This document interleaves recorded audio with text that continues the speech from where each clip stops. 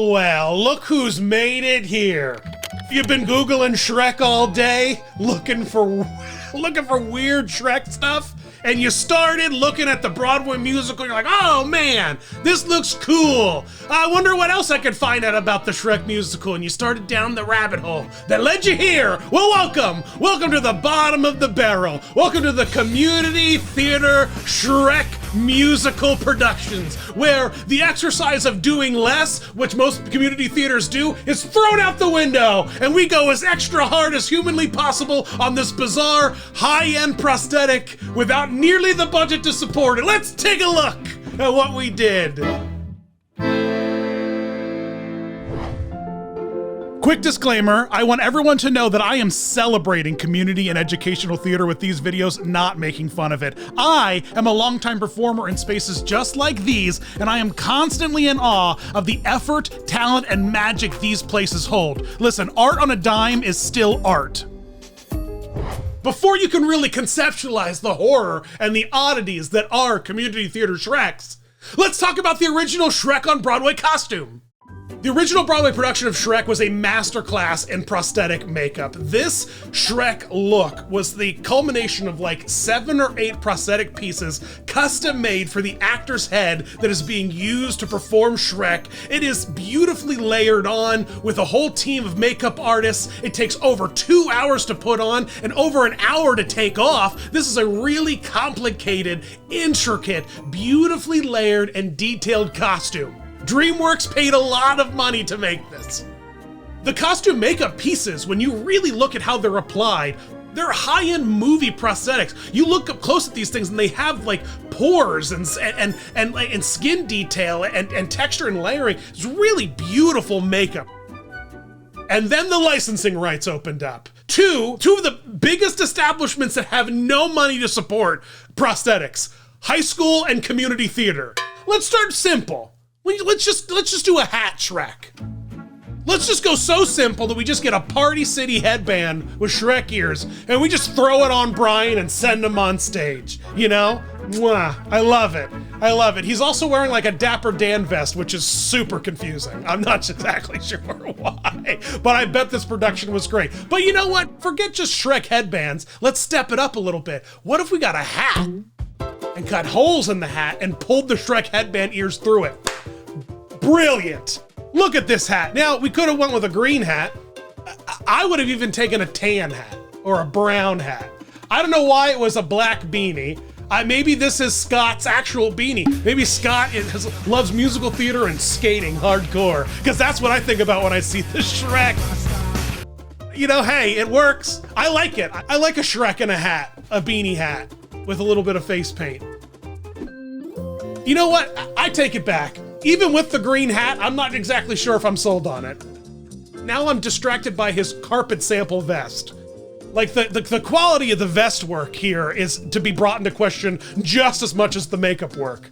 A knit green hat, it works. I'm not distracted by it. Eventually I'll get used to it.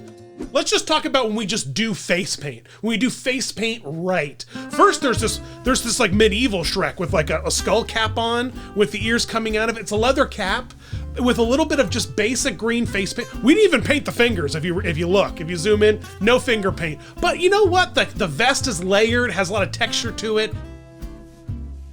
And then if we pivot over here to the Scottish Shrek, this Scottish face paint galore Shrek with just hair, a little bit of green spray in the hair.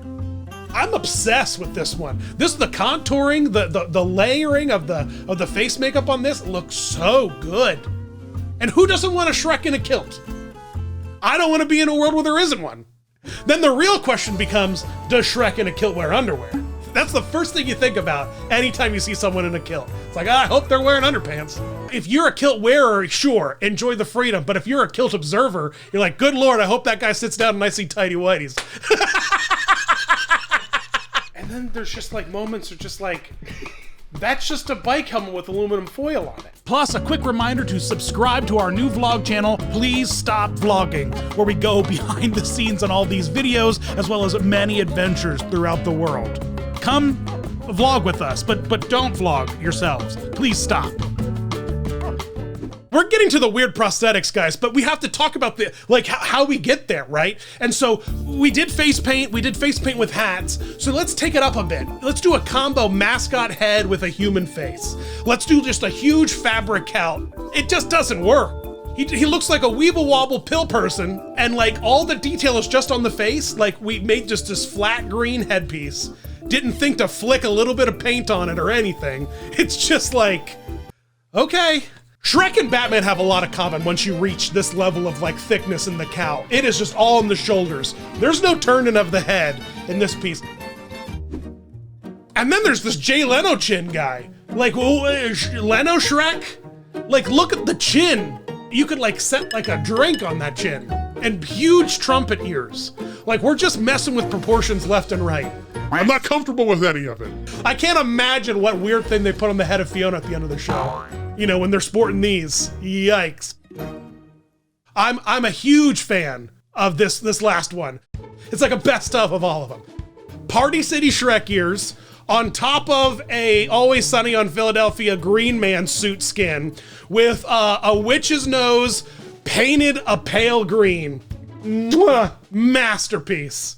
And with gloves that don't extend past the wrist. So anytime Shrek lifts his hands to celebrate, he's got pale white wrists. But you know what? Maybe Shrek has that and I just never noticed. So who knows how good or bad this production was? God bless them. You know, they did it. As I'm being silly about some of these choices, the most important thing is these are community theaters and they did it. They put in the work, they put in the time, and they made it happen. And theater art is subjective, right? Subjectively, all art is good, right? Right? So we've been through all of the basics of how to piece together a low budget Shrek costume. Face paint, hats, fabric. You can do a lot of wonders with those things. But if you really want to step your game up, you move over to the latex prosthetics. Let's start with the Walnut Street Theater in Philadelphia. Beautiful application, right? Very simple. Not a lot of overdoing it on the face prosthetics. It's a simple prosthetic cowl with very clean lines glued down. And more importantly, the face and the cowl all the same color. Hey, the vest! That looks like Shrek's vest! That does not look like a carpet sample. I'm so here for it. Look at this beautiful piece of theater. You can rent a prosthetic cowl, you know, and if you don't glue it down and it's ill-fitted, you know, because it's one size fits all, you end up with like some weirdness, like this one. Like you have big weird Shrek face gaps all the way around. And at that point, I can't hand in my suspension of disbelief ticket. I can't see flappy skin face gaps and I can live a peaceful life. Those two things just don't coalesce with me, all right? I can't. And you can't even imagine the smells creeping out of those face gaps. Oof. The sweat that's going on inside that thing. Yikes. Now with this one, here's an example of too much. We kind of went overboard to the point that like, I don't even know if this actor can even emote inside of these prosthetics. It looks like there is so much rubber over the face of this guy that like his existence is pain. Like, I'm here and I wish you could see anything my face was doing, but I'll pose for this photo, I guess. Ultimately, it's a cool Shrek sculpt. It looks good. It looks good. It's just too much. It's just too much for this face. It's too thick. Again, remember, look at the original prosthetic videos I showed you of the Broadway Shrek. Those prosthetics were like paper thin, being layered on and smoothed into the performer's actual face. None of that's going on here. This is just rubber with eye holes. This poor kid.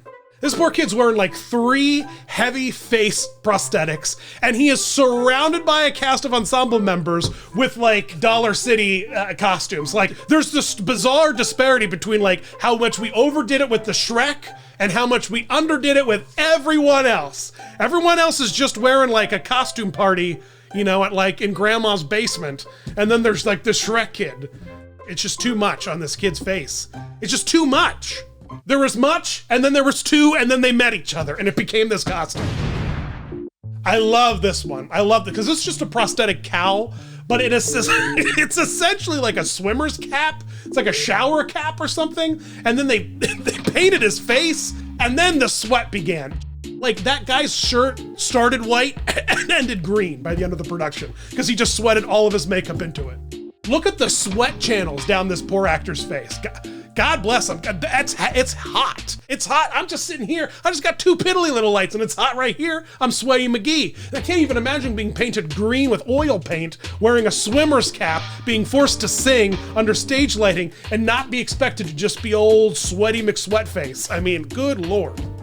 And I'm not even gonna talk about the Party City Gingy costume we have next to him. I mean, like, Christ. What absolutely amazes me about this costume is how much it looks like Mike Myers. I can't get over it. It's so well done. It's so well done. You know what it is? It's the addition of giant eyebrows, because they really distract you from like the face gaps and stuff. And also this kid, my God, this kid, just look at this kid. It's just so Mike Myers. Now, he's wearing Grandpa's vest, which is weird, you know, because like Shrek is supposed to be wearing like a leathery, and also Shrek's vest is open, you know, because he's an ogre, he's cool. And this is not giving me any of that. And he's wearing a bizarre green turtleneck underneath the shirt, underneath the vest. Let's not even look at the donkey face, because what is going on? What is going on? We have to go to the next picture before my head explodes. And my head just exploded. This is like, what if Charles Schultz drew Shrek? All right, so this is bizarre, thick pencil line, like he's a comic character on a Sunday morning and also, again, donkey. What is going on with that donkey? Is he like a 15th century, like, Italian clown? Like, I don't understand. Oh, no. Like, this was clearly a rented cowl, you know, and like, they're all wearing winter gloves, which is super weird. I mean, again, community theater often should be an exercise in doing less, all right? And photographing from a distance. The fact that like we are doing all of this extraness and then taking a camera and putting it this close to take pictures to last forever, you know? Oof. I can't prepare you for what I'm about to show you, the Shrek costume I'm about to show you. The only thing I could possibly say to you is like, remember that Martian that visited Fred Flintstone regularly in the series? The Great Gazoo? Remember that guy? Well, now imagine if like that guy was responsible for designing a Shrek costume. Woof. What is this thing? I'm both at the same time horrified by it, and also incredibly impressed, because you know what? It's got smooth, great lines. This might be one of the most forgiving Shrek outfits we've seen so far in this list, because it's just a simple helmet that sits on top of his head. It's super easy to work with. It's pretty great, but at the same time, it does look like he's wearing a helmet. It's a lot. And the vest, well, the vest is a little giraffe-y, isn't it? This all looks good. He's wearing dish gloves, it looks like. That's fine, that's fine. It's all fine, it's all fine. But this helmet is something. This helmet's a look.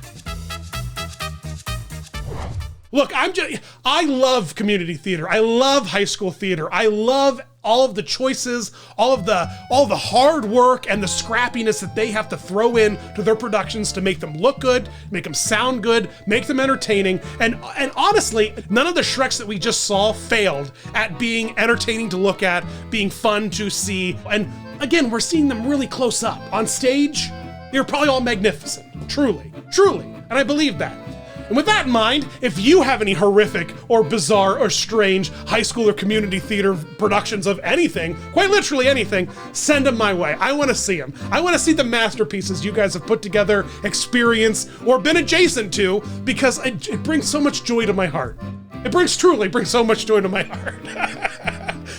And this is just the tip of the Shrek iceberg, guys.